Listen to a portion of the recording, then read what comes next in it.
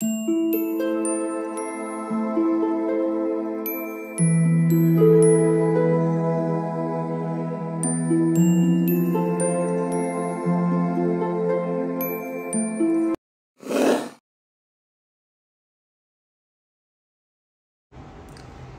All of you, welcome back to my channel. मैं आज आप लोगों के लिए लेकर आ चुकी हूँ एक कलेक्टिव रीडिंग, जिसका टॉपिक रहने वाला है कि वो अभी आपके लिए क्या सोच रहे हैं। आपके पर्सन जब आप ये रीडिंग देख रहे हो तभी आपके लिए उसी वक्त आपके लिए क्या सोच रहे हैं, हम ये जानेंगे। तो ये रीडिंग जनरल है, कलेक्टिव है, सभी ज़ोडिएक साइंस के लिए है। ओके, सभी के लिए है ये रीडिंग, तो सभी के लिए मैसेजेस आएंगे। तो ज़बरदस्ती अपने आप को इसमें फिट इन करने की कोशिश मत करना। जितना आपके साथ रेजोनेट होता है, रिलेट करता है, उतना ही एक्सेप्ट कीजिएगा, क्योंकि ये जनरल रीडिंग है, क्योंकि ये सभी ज़ोडिएक साइंस के लिए है। एंड हो सकता है किसी के साथ एक्यूरेटली रेजोनेट करे, हो सकता है किसी के साथ सिर्फ कुछ % रेजोनेट करे या ना भी करे। तो ओपन माइंडेड होकर सुनिएगा, okay.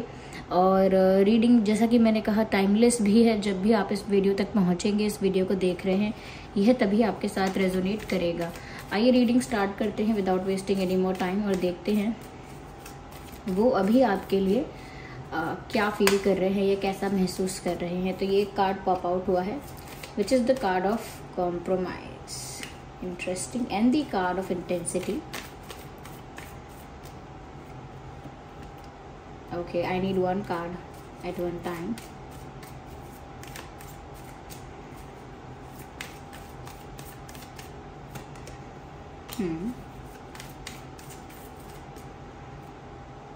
Okay, let's take one more. Okay, एक और कार्ड चाहिए। And here we have interesting. तो सबसे पहले ये जो कार्ड आया है, अभी वह कैसा महसूस कर रहे हैं। देखिए व्यूअर्स, सबसे पहले मैं ये कहना चाहूँगी कि ये पर्सन जो है, जिसके लिए भी आप ये रीडिंग देख रहे हैं, ये अपनी लाइफ में किसी ऐसी सिचुएशन में है, किसी ऐसी परिस्थिति में है जहाँ पर इन्होंने कॉम्प्रोमाइज़ कर लिया है या ऑलमोस्ट कर रहे हैं। फॉर सम रीज़न ये या तो कॉम्प्रोमाइज़ कर चुके हैं या करने वाले हैं, बस डिसाइड कर लिया है। कुछ प्रेशर, कुछ मजबूरी, कुछ ऐसी परिस्थिति फंस गई है, कुछ ऐसे सर्कमस्टांसेस हैं जिसकी वजह से they don't have any other option, that's how they feel. उनको इस वक्त ऐसा लग रहा है कि मेरे पास और कोई चारा भी नहीं है या और कोई बेटर ऑप्शन नहीं है, ये इस समय कुछ और डिसीजन लेना पॉसिबल नहीं हो पाएगा, या फिर सिचुएशन ही ऐसी है जहाँ मैं स्टक हूँ, परिस्थिति ही ऐसी है जहाँ से मैं भाग नहीं सकती या भाग नहीं सकता जिस सिचुएशन से।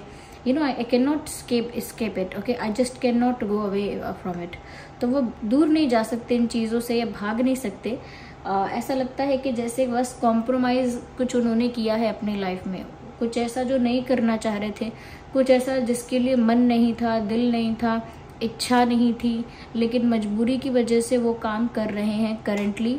ये कोई जॉब हो सकती है, फैमिली की बात मानकर कोई कार्य करना हो सकता है, किसी बात को एक्सेप्ट करना हो सकता है, किसी चीज़ को ज़बरदस्ती मजबूरी में रिजेक्ट करना हो सकता है, ये किसी को अपनाना के बिना मन के, बिना इच्छा के किसी को अपनाना या किसी को हाँ बोल देना, या किसी के साथ रिश्ते में आना, शादी में आना, एक कमिटमेंट में या एक एंगेजमेंट में, ऑफिशियल रिश्ते में आना।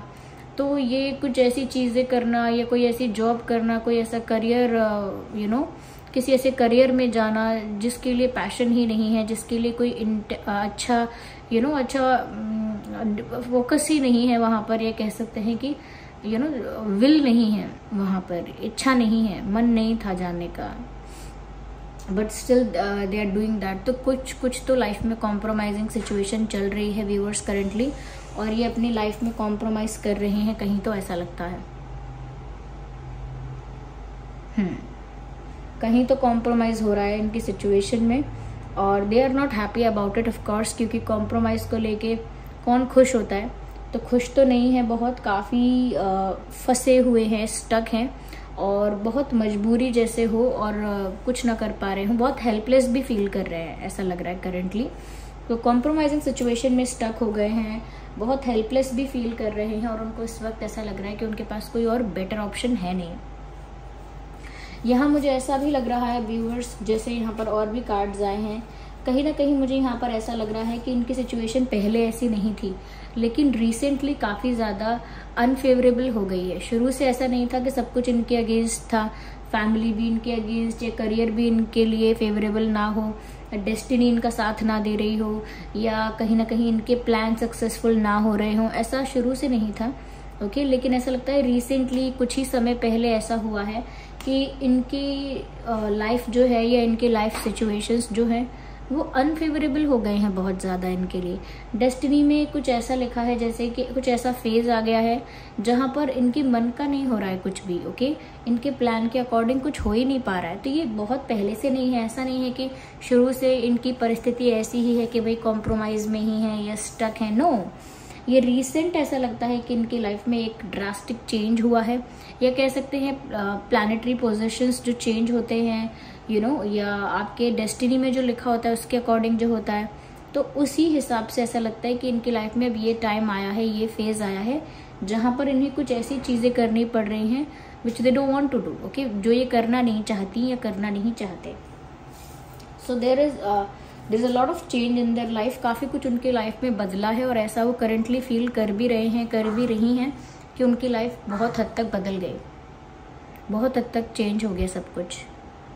यहाँ पर मुझे ऐसा भी लग रहा है व्यूअर, अपने कई डिसीजंस को लेकर करेंटली इनको रिग्रेट भी हो रहा है, क्योंकि देखिए कॉम्प्रोमाइज़ तक पहुँचना या एक ऐसी अनफेवरेबल सिचुएशन तक पहुँचना ऑफ कोर्स डेस्टिनी में लिखा होता है और आपका भाग्य होता है, तो वो चीज़ें वैसे ही अरेंज हो जाती हैं कि आपके साथ होनी है, तो वो सिचुएशन ऐसी अरेंज हो जाएगी कि आप वहाँ पर उपस्थित हो ही जाओगे कैसे भी, चाहे आप कितना भी सोचो कि अरे मैंने स्टूपिड डिसीजन लिया, अरे मुझे रिग्रेट है कि मैंने ये नहीं किया, मुझे रिग्रेट है कि मैंने वो नहीं किया। क्योंकि यहाँ पर ऐसा लग रहा है इन्हें काफ़ी चीज़ों के लिए रिग्रेट भी फील हो रहा है, एक पछतावा है इनको लग रहा है कि जो इन्हें करना चाहिए था या तो इन्होंने वो नहीं किया, या फिर इन्हें ऐसा लग रहा है कि जो इन्होंने किया वो बहुत गलत डिसीजन था, वो नहीं समझ पाए कितना गलत डिसीजन हो सकता है ये, या फिर इसके कॉन्सिक्वेंसेस क्या हो सकते हैं, या उन्होंने चीज़ों को इतना लाइटली क्यों लिया। अब वो ऐसा फील कर रहे हैं कि जैसे पछता रहे हों। ओके, और कहीं ना कहीं बार बार ऐसा भी अपने आप को बोलते हैं कि पहले मैं बेवकूफ़ थी, या पहले मैं मैच्योर था, या पहले एक बच्चे जैसे मैंने सोचा, पहले मैंने बहुत मैच्योरिटी से काम लिया, पहले मैंने बहुत ज़्यादा लाइटली लिया सिचुएशन को, या पहले ना मैं बहुत केयर फ्री केयरलेस थी। तो इस हिसाब से लगता है कि ये ऐसा सोच रहे हैं कि मैंने कुछ भी स्टूपिड जो किया है पास्ट में, या कुछ भी मुझसे मिस्टेक्स हुई हैं वो मेरी इमेच्योरिटी की वजह से हुई हैं, और कहीं ना कहीं अपनी इमेच्योरिटी को भी ब्लेम करते हुए दिख रहे हैं करेंटली। जैसी भी सिचुएशन में है, जहाँ भी हैं, वो ब्लेम कर रहे हैं इस चीज़ को कि अगर मैंने थोड़ा मैच्योरली सोचा होता, थोड़ा सिचुएशन को सीरियसली लिया होता, या कहीं ना कहीं मैंने सेंसिबली या हो सकता है कि अगर मैंने थोड़ा सा सीरियसली हैंडल करने की कोशिश की होती, या मैंने थोड़ा सा सिचुएशन को अगर थोड़ा सा मुझे अगर चीज़ों को लेकर थोड़ा सा मुझे अच्छा मैं मैनेजमेंट करता या करती, कुछ ऐसा कर पाता, तो शायद सिचुएशन बेटर होती अगर इतनी मैच्योरिटी ना होती, तो समथिंग लाइक दैट। तो यहाँ पर ऐसा लगता है रिग्रेट भी है, कहीं ना कहीं स्टक भी फील कर रहे हैं, and they are not feeling happy. ऐसा लगता है व्यूअर्स कि वापस वो उनकी जो मैं कह सकती हूँ कि उनकी जो एनर्जी है, जो उनकी इच्छा है, डिज़ायर है, और जो वो फील कर रहे हैं, तो वो व्यूअर्स वो तो आपकी तरफ एक पुल फील कर रहे हैं। एक ऐसा लग रहा है उनको जैसे कोई इनविजिबल फोर्स उन्हें आपकी तरफ ही खींच रही है, या आपकी तरफ ही धकेल रही है, क्योंकि उनको आपकी तरफ एक इंटेंस कनेक्शन फील हो रहा है। उन्हें आपकी तरफ एक ऐसा झुकाव महसूस हो रहा है जिसमें बहुत इंटेंसिटी है, बहुत रियलिटी है। ऐसा नहीं है कि एंजॉयमेंट के लिए या फिल्मी बातों के लिए या टाइम पास के लिए ऐसा बोला जा रहा है। उन्हें अब इस कनेक्शन में बहुत इंटेंसिटी फील हो रही है आपके साथ, और आपकी तरफ एक खिंचाव, एक पुल महसूस कर भी रहे हैं, और एक डीप इंटेंस कनेक्शन आपके साथ फील कर रहे हैं या कर रही हैं, whoever they are।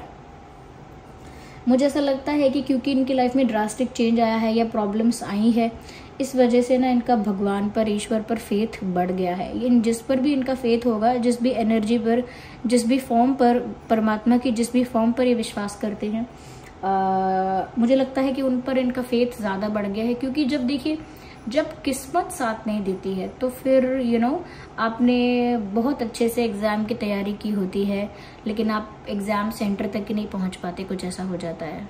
ओके, आप एक टॉपर स्टूडेंट रहे हैं, लेकिन कुछ हो जाता है उसी दिन। तो आई एम नॉट सेइंग कि इंसान का एफर्ट और हार्डवर्क ये सब मैटर नहीं करता, ऑफ कोर्स करता है। लेकिन जब आपके डेस्टिनी में ऐसा है कि ये चीज़ आपको नहीं मिल सकती, क्योंकि आपके पास्ट कर्मा ऐसा है कि नहीं मिल सकती तो नहीं मिल सकती, तो फिर वो नहीं मिल पाती है। ओके, ये तो फिल्मी बातें हैं कि मैं किस्मत बदल दूं अपनी, ये सब ऐसा नहीं होता है। वो किस्मत, जो लोग कहते हैं मैंने किस्मत बदल दी, मुझे ये मिल गया, तो वो भी किस्मत के अकॉर्डिंग मिला होता है, किस्मत बदली नहीं होती। ओके, तो यहाँ पर ऐसा लग रहा है कि उनका भगवान पर फेथ बढ़ गया है, ईश्वर पर, परमात्मा पर फेथ बढ़ गया है। और ऐसा लगता है कि उन्होंने बहुत ज़्यादा सरेंडर कर रखा है अब डिवाइन को, क्योंकि ड्रास्टिक चेंजेस के बाद, खुद के स्टक और हेल्पलेस फील करने के बाद, कहीं ना कहीं रिग्रेट्स के बाद उनको और कोई चारा नहीं है। मैंने कहा ना, उन्हें कोई बेटर ऑप्शन पहले भी नहीं दिख रहा, और अब तो वो ये सोच रहे हैं उल्टा कि भगवान ही एक ऑप्शन है, परमात्मा ही एक आखिरी रास्ता है, जो कि सत्य है। ओके ये तो शाश्वत सत्य है, इसमें कुछ तो झूठ नहीं है। तो वही एक हमेशा एक रास्ता है, इसके अलावा कोई रास्ता नहीं है, उनको समझ में आया है। तो ऐसा लगता है जैसे उन्होंने बहुत कुछ या सब कुछ सरेंडर कर दिया है डिवाइन को, कि अब जो डिवाइन का, परमात्मा का अंतिम आखिरी निर्णय होगा वो सराखों पर होगा, स्वीकार किया जाएगा खुशी खुशी। तो कहीं ना कहीं डिवाइन पर फेथ रख रहे हैं कि अगर फिर से चीज़ें इनकी लाइफ में कुछ ऐसे चेंजेस आते हैं, जब सिचुएशन इनके फेवर में आएगी थोड़ी भी, तो उनको पता लग जाएगा कि डिवाइन उनको कहीं ना कहीं ब्लेस कर रहे हैं या उनको इस सिचुएशन से निकालना चाहते हैं। तो उनका फेथ डिवाइन पर अब ज़्यादा है। यहाँ पर मुझे ऐसा भी लगता है किसी तरह का कंपैरिजन भी इनकी लाइफ में करंटली चल रहा है, क्योंकि इनकी लाइफ में चेंज आया है और अब ये कॉम्प्रोमाइजिंग सिचुएशन में है या कॉम्प्रोमाइजिंग स्टेट ऑफ माइंड में है। तो ये अब कंपेयर करते हैं कि पहले मेरी लाइफ कैसी थी, कितनी फेवरेबल थी, कितनी अच्छी थी, कितनी स्मूथ थी, कितनी लाइट थी, कितनी जॉयफुल थी, और अब मेरी लाइफ कैसी हो गई है। मैं कितना स्टक हूँ, मैं कितना हेल्पलेस फील कर रहा हूँ, मैं कितना रिग्रेट में हूँ, या मैं कितना ऐसी चीज़ों में फंस गया हूँ जहाँ मेरा मन ही नहीं है, या फंस गई हूँ, या फिर मेरी लाइफ में इतना ड्रास्टिक चेंज कैसे आ गया। तो कहीं ना कहीं वो अपनी लाइफ की कुछ ऐसी चीज़ें हैं, या वो पास्ट में कैसा उन्होंने किया और अब वो कैसे सोच रहे हैं, पहले कैसे महसूस कर रहे थे, पहले क्या सिचुएशन थी, अब क्या थी, तो बहुत कंपेयर कर रहे हैं। जिसकी वजह से मैंने ऑलरेडी आपसे ये भी कहा कि ऐसा भी कह रहे हैं कि पहले मैं इमेच्योर थी या था, इस वजह से ये हुआ मेरे साथ, मैंने इमेच्योरिटी से हैंडल की चीज़ें। तो पहले मुझ में इमेच्योरिटी थी, बचपना था, और अब मैं मैच्योर, और कहीं ना कहीं मैच्योर नहीं तो एक सेंस ऑफ रियलाइजेशन तो मुझे हो ही गया है। साथ ही साथ व्यूअर्स वो ये भी सोच रहे हैं कि अब उन्हें ज़्यादा मैच्योरिटी से, सेंसिबिलिटी से, और कहीं ना कहीं बहुत ज़्यादा सूझबूझ के साथ काम लेना चाहिए, और पहले जो इमेच्योरिटी करते थे या स्टुपिडिटी करते थे वो सब अब नहीं करना चाहिए। ओके, तो कहीं ना कहीं व्यूअर्स ऐसा लगता है ये आपकी तरफ जो इंटेंस कनेक्शन फील कर रहे हैं ना, वो अब फील कर रहे हैं।